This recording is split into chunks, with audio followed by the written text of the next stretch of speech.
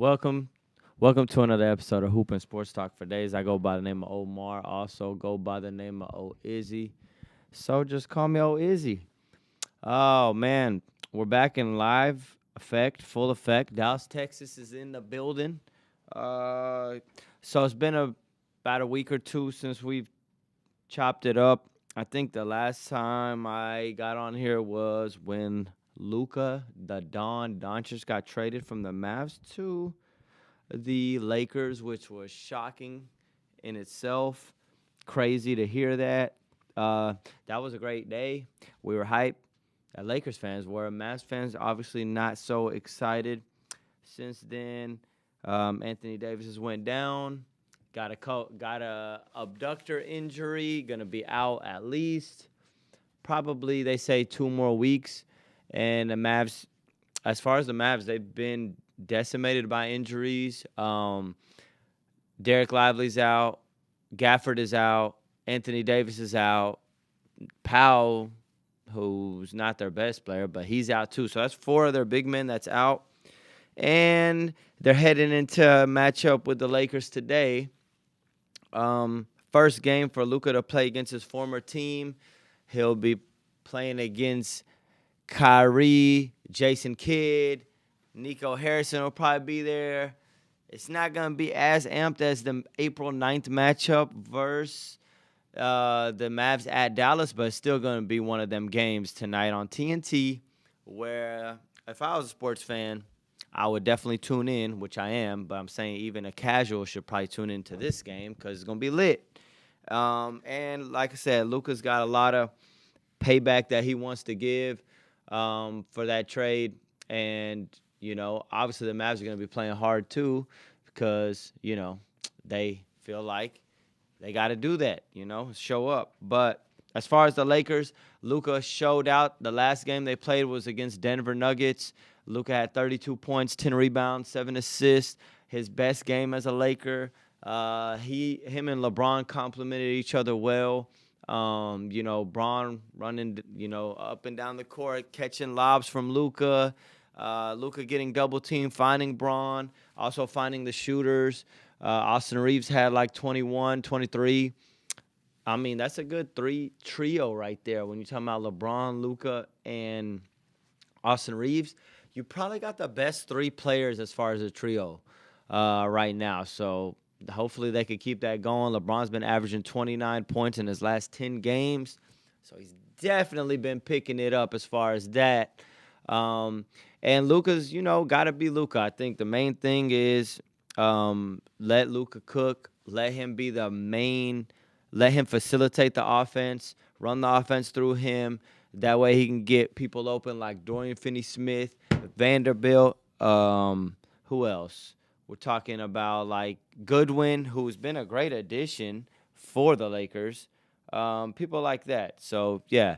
And then as far as defense, you got Vanderbilt's been great. Dorian Finney-Smith.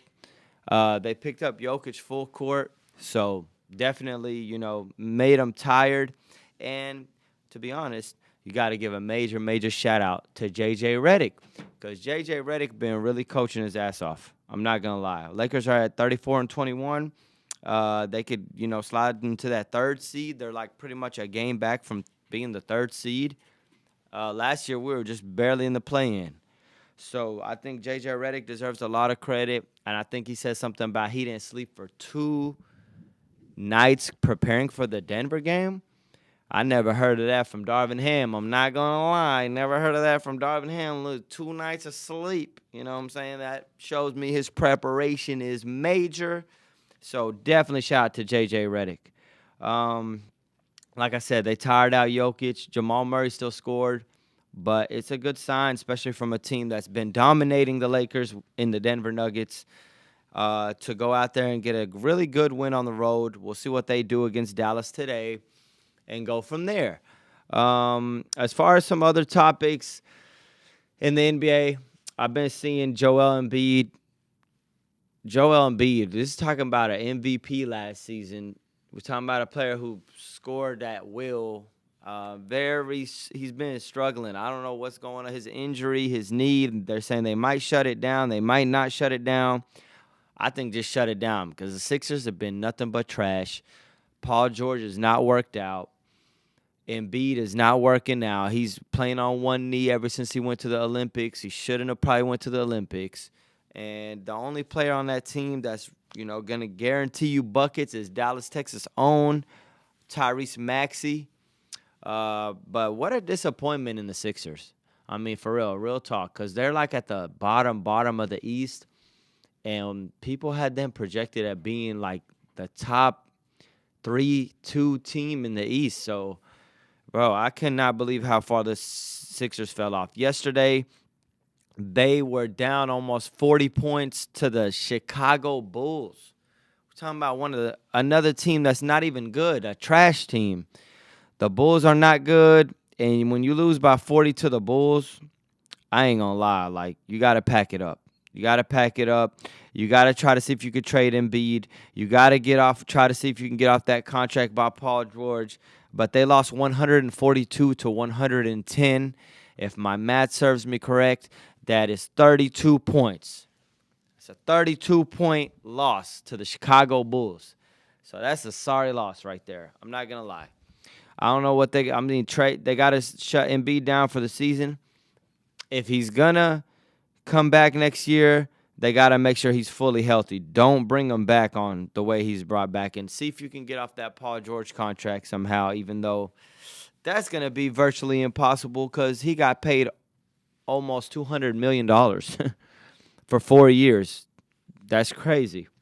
But that's the Sixers. I just had to talk about how disappointing they have been. Another, topics that we have, Oklahoma City versus Minnesota Timberwolves. Oklahoma won the other night. I think it was Sunday. They played them on Sunday, beat the Timberwolves. And then yesterday, Timberwolves were down 25 points, down 15 points with like 4 minutes left. And actually, the Timberwolves won that game in overtime. I do want to say Timberwolves aren't as good as last year, but they play hard. Ant-Man's been hooping. Nicholas Alexander's been hooping. Naz Reid is a very good player. My guy, the point guard, not Conley, but the Rook, he been balling from Kentucky. So yeah, they definitely got some pieces. Can they make it far? I doubt they make it far. But what I will say about the Timberwolves, they do play hard. And what I saw was the coach basically shitting on Oklahoma City Thunder, saying you cannot touch. They foul so much and don't get no foul calls called against them. But yeah, you can't touch SGA. They saying SGA gets fouled a lot. You know what I'm saying? And he's not really getting fouled, but they give him call after call. So I think yesterday he shot 17 free throws. It is very hard to guard SGA, not only because he's a great player, but because he's got a mid-range shifty game, uses your body against his, and gets a foul. We've been hearing this all year about SGA. He's a bucket, but he's also getting a lot of foul calls. And I think, the coach calling out SGA yesterday, that was big. We haven't heard a coach just straight up say, bro, he's getting way too many calls and they foul too much and they don't get no calls against them. So, but anyways, it was just one game. Oklahoma City still in great shape. They got 45 wins, 11 losses, still holding the number 1 spot in the West. Minnesota trying to fight for that top 6 seed instead of being in the play-in. But right now they're in the play-in. You got teams like Golden State. Those kind of teams that are battling in that lower tier of the West, but we shall see what happens. I think as far as Golden State, they've been hooping. I'm not going to lie. Ever since they got Jimmy Butler, the energy around that team has shifted. Draymond said that they're going to go all the way. Do I think they're going to go all the way? No. But shout out to Golden State. They do look like a new energy team. Steph is back hooping. Draymond's back hooping. Jimmy Butler's a great addition. Moses Moody. And, they got championship experience. So, we'll see. We'll see. I don't know. Jimmy Butler for Andrew Wiggins and a couple other pieces, they definitely look like they won that trade. They definitely won that trade. Memphis Grizzlies still in the top 3. Houston Rockets in the top 5, but they have been dropping off a little bit, losing some games. That's why I mentioned Minnesota, mentioned Golden State. Maybe they could catch a couple of those teams straight up. Clippers have been losing a little bit of games. And, of course, I was talking about the play-in game. You got, like, the Mavericks in that lower tier of the West. Can the Mavs get healthy and make a run? Everybody's saying, oh, they won the short-term trade with the Lakers. I don't know. I can't tell. I mean, I know they're hurt, but right now they need some wins. And their schedule is brutal. They playing tough teams. So we'll see. Denver's going to be tough out too. But like I said, I really like what the Lakers are doing. They got to keep it up. I'm not saying, I'm not going to get overhyped, but they got a good thing cooking in L.A., Lakers. And Memphis is, on and off. I just haven't seen Ja Morant take that leap this year. He's been at about 21 points a game, and the Ja I know is supposed to be around that 28 points a game, 27 points a game. I know he's been saying he wants to take a back seat, but come on, Ja.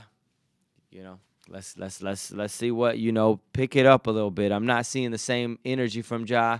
Jaren Jackson Jr. has been solid. He was an all-star this year.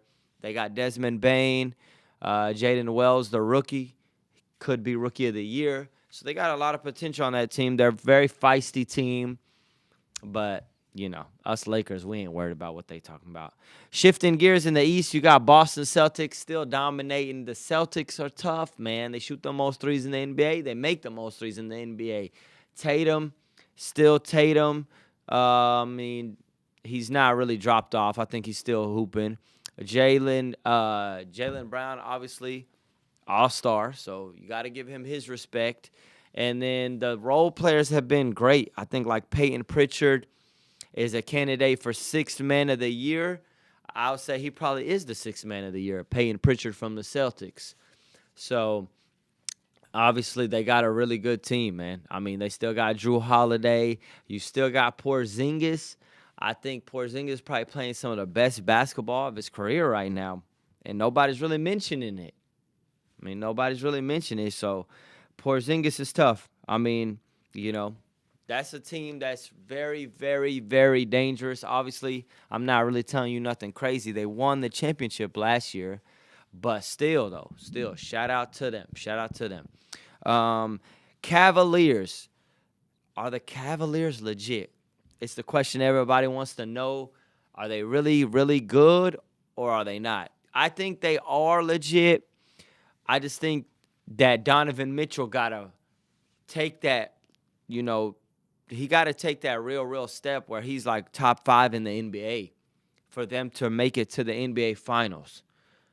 Donovan Mitchell has to take a top 5 leap, and the Cavaliers, sky's the limit. We're talking about Darius Garland, Donovan Mitchell, Evan Mobley. They got DeAndre Hunter in the trade deadline from the Atlanta Hawks. That's a hell of a pickup. They still got Jared Allen, my guy with the fro. So they got Max Strus shooting the rock. Ty Jerome coming off the bench. I've been really watching the Cavs. They've been hooping.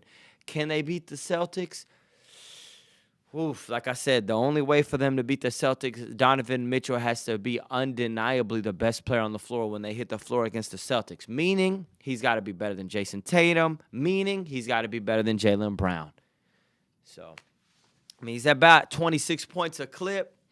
And the thing about Donovan Mitchell, he has a lot of great regular season moments, but in the playoffs, he kind of tails off. This is the Donovan Mitchell. They're going to need that killer Donovan Mitchell. You feel me? They're going to need him to go straight up to work and going crazy because they really got a chance. The New York Knicks kind of falling off. I told you guys in a couple episodes, if you watch some of my prior videos, the problem with the New York Knicks, they rely too much on their starters. And their bench is always tired. They never come in, play too good. Their starters are always tired, my bad, and their bench they don't really have a bench. I saw Landry Shamet Like, they got a couple players. Mitchell Robinson is still out. They really need him. So they're relying so much on, obviously, Jalen Brunson, Isaiah Hartenstein. They rely a lot on Josh Hart.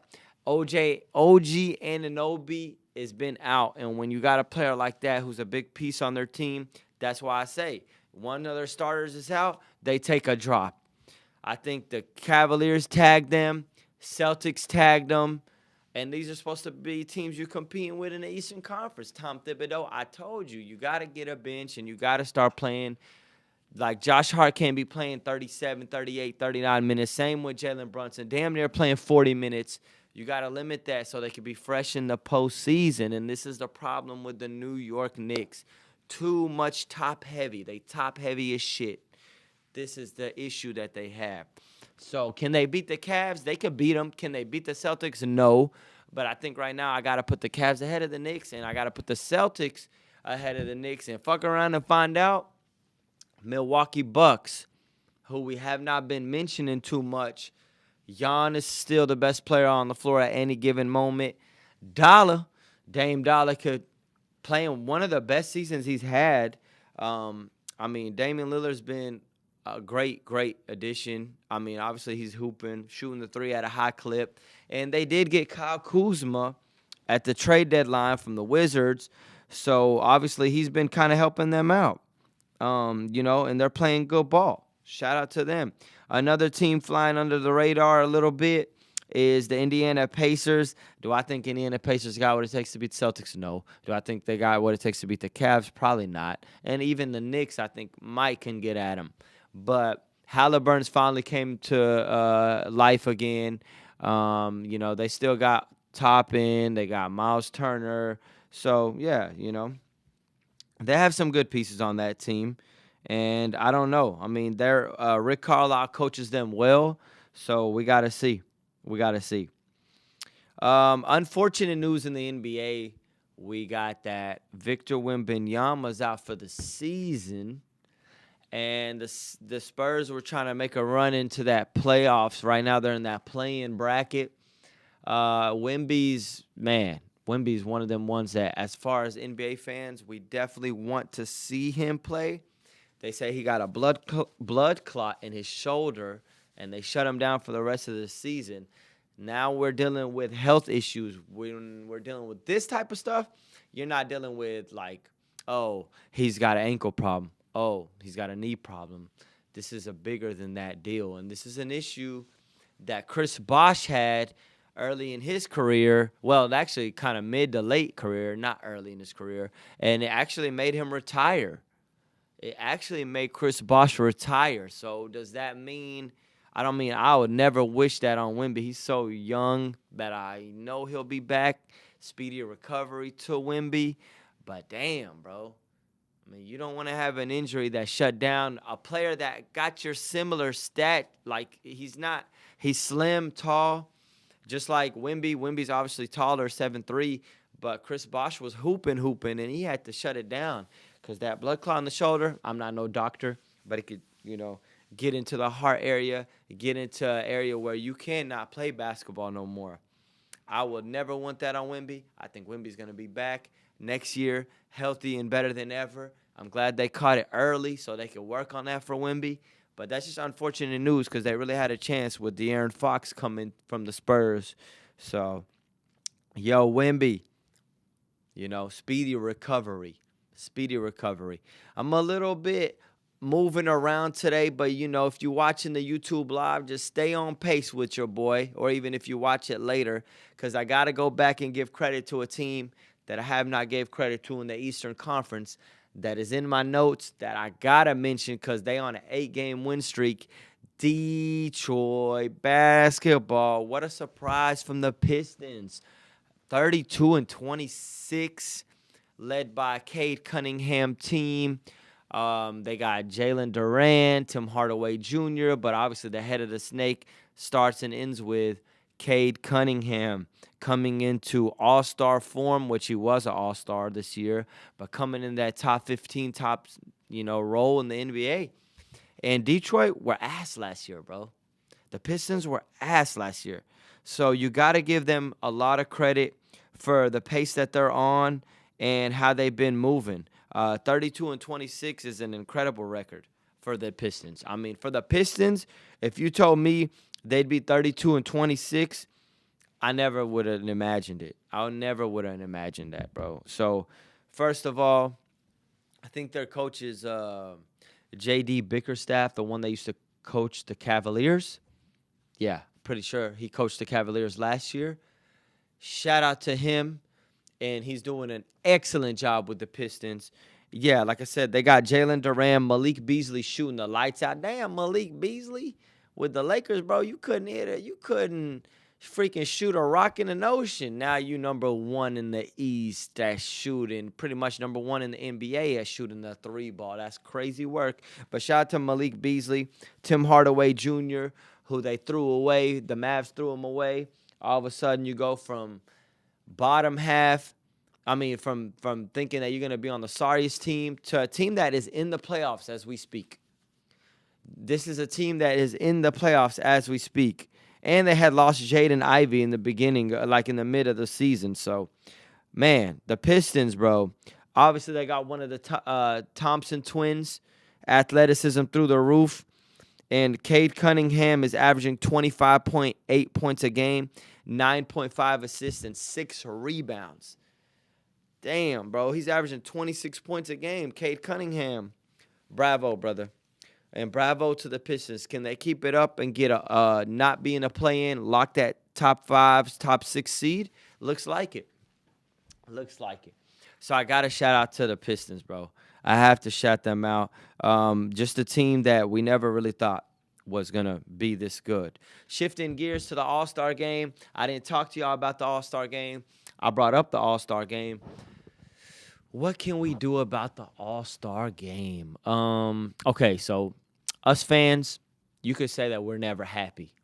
I feel like when KD says, fans, y'all are never happy, I be feeling them on that because, we just want – it's not that we're never happy. It's just that we know good basketball because we've seen them years where LeBron was on Miami playing against Kevin Durant in Golden State. Kobe was right there a little bit before them. And then you had Steph Curry and the Warriors. It's kind of like the prime of 2016, 2017, 2018. And a little bit before that, even when Miami beat the Mavs and Mavs were tough. And, that was basketball. So when we see it, at the All-Star level, what are we watching now? I don't understand. They split the teams into 4 teams. Charles Barkley had a team, which was the European team. Shaq had a team, which was the OG team. Kenny Smith had a team, which was the rising All-Star, the All-Star, not the rising, but 1 or 2, 3-year players in the league that are All-Stars, like the Ant-Mans and them, even though Ant-Man didn't play. LeBron didn't play.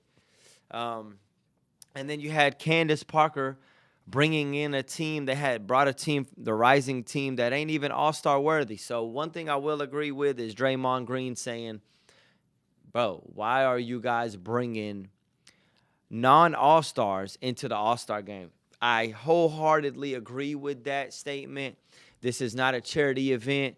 The NBA, y'all got to do better with that, like Draymond said, because All-Stars work their ass off to get to the All-Star game.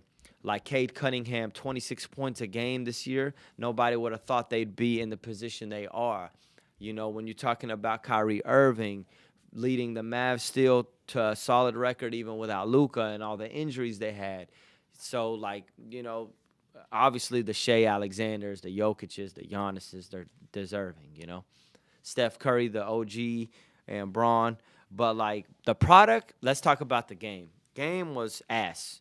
Okay, I don't care what nobody tells me. Yeah, KD says that we complain a lot, and I love KD. Shout to KD, one of my favorite players to watch, 7-foot sniper.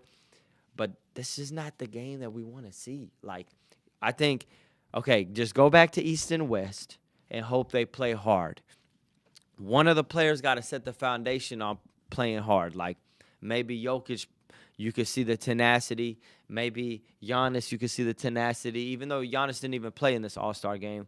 But you just got to go back OG East versus West because it's not it's too confusing. Then they had the break where they brought out Kevin Hart and it turned into a comedy show. Like, I'm not really hating on Kevin Hart. To me, he's funny, gets off his jokes. I laugh at him. But, like, just too much. This is not this is an event where we still want to watch basketball. It turned into a little bit of basketball and a lot of entertainment. So go back to East and West. If you want to implement something, let's try that one-on-one thing where they play one-on-one against each other. You know what I'm saying? Because it's starting to turn into what the football did. Take away the Pro Bowl and turn it into flag football. So if anybody in the comments got ideas or is on this live and got ideas, comment in the podcast after we're done of what y'all want to see in the All-Star game. I want y'all's opinion. What do y'all want to see happen in the NBA All-Star game? At this point, it's got to get better than what the hell it was. Yeah. Go back to one-on-one. You know, not go back. They've never done a one-on-one tournament. Maybe up the stakes in the bread. You know, money get the world moving. Money get everybody to get active. And I think that's what they got to do. Maybe put a prize out there. Get Kyrie cooking some guards. Get, like, position by position. Point guard versus point guard, 2 guard versus 2 guard, 3 guard, 4 versus 4, and the 5-man versus the 5-man, so it don't look crazy. Because you can't have Jokic on Kyrie Irving, and you can't have Kyrie Irving on Jokic. When we say one-on-one basketball, we don't mean that. We mean organize it by position. So if they don't do that, just go back to the East versus West format and pray that everybody plays hard. That's all I got to say about that. You know. Are we ruining the game as far as the fans, as far as our complaining? I could see that we do complain a lot, but I think the fans know good basketball. We've seen good basketball, and I mean, you just got to understand. If we're watching the product out there and we're not really seeing no real game or entertainment or anything, I think fans are going to complain about it. In this day and age, you got social media, so they going to vent some more. They're going to go on X and Twitter, hop on that. They're going to go on Instagram, hop on that. They're going to go on TikTok, hop on that. They're going to go on YouTube and hop on that. So, you know, KD, I feel you, but, bro, the All-Star game ain't what that is. Y'all are too – the talent is still there in the NBA. The All-Star game ain't hitting. Dunk contest, congratulations to Mac McClung, 3-time dunk champ. That was pretty mid until the last finals where him and Stephon Castle did some nice dunks. And Mac McClung, a G League player who's won it 3 times. I'm not sure that's the route the NBA want to go. We got to try to find a way to get John Moran in there. Got to try to find a way to get Aaron Gordon back in there. Somehow get Zach LaVine back in there. Somehow maybe get Zion Williamson in there. We need some OGs back and some young players back. Ant-Man said his style don't fit no dunk contest, and I respect that. But, dog, come on. This is not hitting, bro. This is not hitting. The NBA All-Star game ain't hitting, and the NBA dunk contest ain't hitting. But, you know, at least right now we got good basketball being played, so you can't complain too much. I don't want to be negative. You know, the Luka storyline was crazy. The top of the East is still tough. The top of the West is still tough. And although Boston and OKC are first in their conferences, we don't have a clear-cut advantage of who we think is going to automatically win it this year, which makes for a great storyline down the stretch and in the playoffs. So, yeah, shout out to the NBA. Let's see what happens. I know the topic's going to get better. The Warriors might make a run for their money. Jimmy Butler, Steph, and Draymond. They got some OGs on that team, and they got experience on that team. And Jimmy Butler led the Miami Heat without a great player like Steph Curry on to the NBA Finals. I know it was the Eastern Conference, but you got to respect what Jimmy Butler, playoff Jimmy, brings to the table. Moving along to the NFL. I mean, right now we in draft season. The draft combine, the draft is coming up. Listen, I haven't tapped in all the way. I've been seeing the Cleveland Browns at number 1. Maybe they pick Cam Ward out of Miami, a very good quarterback. But I don't know. I mean, I've been hearing him. I've been hearing Shedeur. I've been hearing Cam. Let me know what you guys think as far as that. Who do you guys got in that, what I'm saying, like, off of that? Because you got, like I said, Cam, Ward, and Shedeur, two of the best quarterbacks. Then you got Abdul Carter, who's one of the best linebackers out of Penn State and one of the best players in the draft. It's going to be a very, very tough to beat him. And then, to not draft him. He's right now projected second to the Cleveland Browns. Number 1, Cam Ward's projected at Tennessee Titans. Number 3, Shedeur Sanders for the New York Giants. They still got Daniel Jones. So I think they should draft Shedeur, personally. If they don't, then you got to go with maybe if Abdul Carter's there, or maybe a Travis Hunter, even though he's projected at 5. We'll see. A lot of talent still available in this draft. The Cowboys, they saying they might want to draft the running back Ashton Jeanty at 12 from Boise State. I doubt he's going to be available at 12. They're saying more likely Howard for North Carolina. The running back Howard for North Carolina has got a greater possibility to fall to number 12 at Dallas Cowboys. But Cowboys, do draft a running back, please. I want Ashton Jeanty if we can get him. We got to go back. We've had success with DeMarco Murray. We've had success with Zeke. We've had, obviously, Emmett, like in the past. We need to go back to getting a really, really good running back. Lately we've had mid running backs and we've had mid results. I think Tony Pollard wasn't mid. He was really solid. But I don't think you can go into the season starting it out with Rico Dow. Shout out to Rico, but we got to get a better running back. I don't know. The Eagles seem like they're stacked. Chiefs are still going to be good again. I'd like to see the Vegas Raiders draft a really good quarterback. At that position, they can really do something, and they need the newfound energy at quarterback because they haven't had a really good quarterback. I don't even remember when the last time Vegas had a quarterback. They had Derek Carr for a little bit, but he didn't hit like they thought with Devontae. So they really, really got to go for their future. Maybe try to trade up and get a Cam Ward or a Shedeur, but they really got to try to draft a quarterback. So the NFL, obviously, we got to see what happens. I saw something like the Packers want to eliminate the tush push. They voted against it. It's part of football, bro. It's definitely part of the game. I mean, I don't know. I just feel like that's just something that you're going to have to deal with, and we're going to have to see what's up. If other teams start saying they don't want the tush push, that's another thing, but we'll have to see.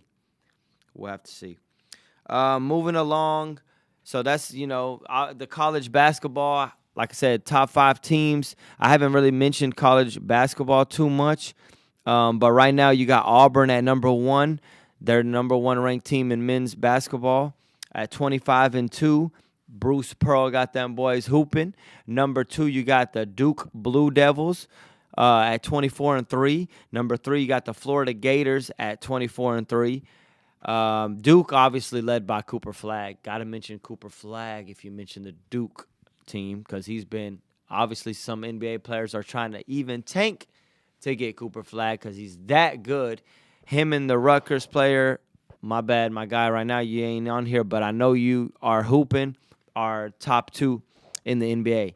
And you got Houston at number 4 and Tennessee at number 5. So those are the top 5 teams. And, we'll see who else makes noise. Alabama's been hooping.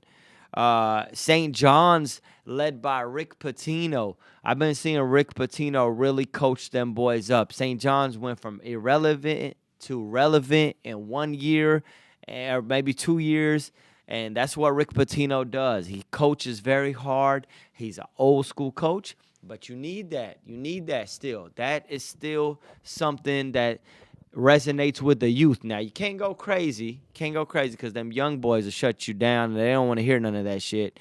But I think Rick Pitino has found a great balance. And if you go to the college St. John's, you know you got to go play hard because that school is known for producing hard-nosed talent.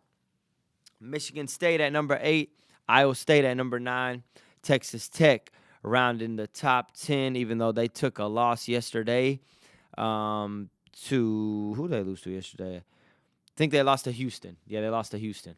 So that's the top 10 in men's basketball. We'll see when we know March Madness is coming up. I mean, we're at the end of February, so March Madness is coming up. That's more when I get locked in on college. I'm not a college basketball guru.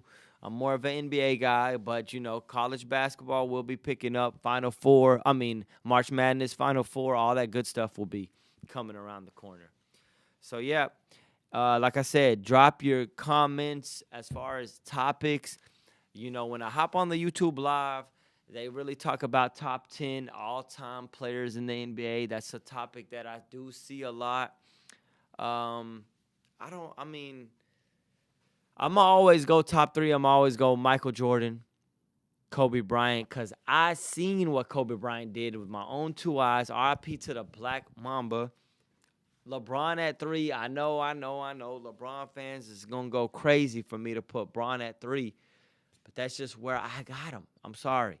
I know anybody that puts Bron at 2 or even has him at GOAT, I'm not, mad at that. I don't really get crazy with that like some others do. But I'm always say MJ number 1, Kobe 2, Bron 3, Magic 4, even though Steph Curry's knocking that greatest point guard of all time. I don't know. You can kind of go down the list because you still got Larry Bird. You still got, like I said, Magic. Still got Kareem. Still got Wilt. Still got Tim Duncan. These are players. Bill Russell's mentioned a lot. That's where that after the top 5, I let other people decide, as long as they don't go crazy. Shaq, gotta mention the Diesel. But it's meant for a great topic. Top 5, I really just gotta go Mike. Listen, the youth, the younger players, y'all gotta chill on the Jordan hate. Go to YouTube, tap in Michael Jordan highlights, tap in what Michael Jordan was able to do in his career, and relax. I'm seeing y'all disrespect Mike, talking about Ant-Man could do what MJ was doing back then. And shout out to Ant-Man, but no, bro. No. MJ averaged 30 points for his whole career. MJ won 6 NBA titles, got to the finals 6 times, won 6 times, never lost in the finals. Took 2 years off, too, by the way. In his prime. Could have won one of those 2 years. I'm just saying, y'all got to chill on the mic. He's a 10-plus, 12-time All-NBA defensive player. Won MVP countless times. In All-NBA countless times. Bron is amazing. He's amazing, but when we're talking about 40-year-olds, I'm not knocking that against him, but his longevity is great. You know what I'm saying? He got Mike in all-time points, but he ain't got Mike in, some other categories, but he do got Mike in other categories. But I just feel like Michael Jordan, y'all got to stop the disrespect on MJ. Google that man. YouTube that man. Look at his statistics. Look at what he's done all time with one team. I'm not knocking Bron. It's a new generation. But he left Cleveland. It was a little bit of a struggle for him to get over that Boston Celtics hump with the Cavaliers. Paul Pierce, KG, Ray Allen kept knocking him down. Yeah, Mike got knocked down with the Bulls. Isaiah knocked him down. Bird and them knocked him down. You had, he was getting beat up early in his career. It took him a while, but he figured it out. Stuck with the Bulls, and they got Pippen. Later added Rodman, Kukoc. And Mike won like that and got more rings than the players that we're mentioning. Let's chill out on the Jordan hate. Y'all got to relax. I love Bron, and, of course, I love Kobe. He's like the heir apparent to Mike. But y'all got to chill with the Mike hate. I'm seeing a lot of the younger generation act like Mike was like that. They acting like Michael Jordan was not like that. Y'all got to relax. For real. Now, listen, usually I don't even like to back up Mike like that because it's like self-explanatory. I'm like, it's MJ, bro. I mean, MJ speaks for herself. But the comments that I'm seeing from the youth about Jordan saying DeRozan does what Mike couldn't shoot the three. Y'all are crazy. Mike wasn't shooting the three. I agree with y'all. But if the three-point line was as relevant as it is in today's game, Steph Curry, by the way, changed the game of basketball forever with a three-point shot. Mike would have been in the gym nonstop working on his three, bro. He had good form. It's not like the man shot the ball like Lonzo Ball was shooting the three. We talking about Michael Jordan. He still had good form. He'd be about 36% from the three, a little bit of where LeBron is at in his career. Took in way more and then scored more. Instead of 30, he'd probably be at 38. So let's chill on the Jordan hate. Relax. That's all I'm going to say. Mike is goated. Kobe's right there. Bron's right there. But y'all got to chill on the Mike hate. So, yep. Drop your comments down below. I'm trying to get back in here probably by next week or latest 2 weeks, probably by next week. I've been hopping on YouTube Live a lot. Thank you for all the support on YouTube Live. We're almost at 1,000 subscribers. Let's get to 1,000. That would be a cool moment. You know, if you're watching this video, please subscribe, like, or share. Hoop and Sports Talk for Days. Like I said, the NBA is going down to the last 30 games of the season, and then we got the playoffs, and that's going to heat up. NFL, you got the draft combine. College, you got March Madness. Same thing with the women's side. Shout out to the women's. I can't forget about, the South Carolinas, the Notre Dames, the UCLAs on the women's side. Straight up hooping. And obviously March Madness is going to come up for them, and that's a time that I love to watch for the women's side and men's side. So, yep, drop your comments if you want me to talk about a certain topic or you feel a type of way about a topic, let me know. But in the meantime, this has been another episode of Hoop and Sports Talk for Days. I go by the name of Omar. Also go by the name of O Izzy. I'm out. Peace.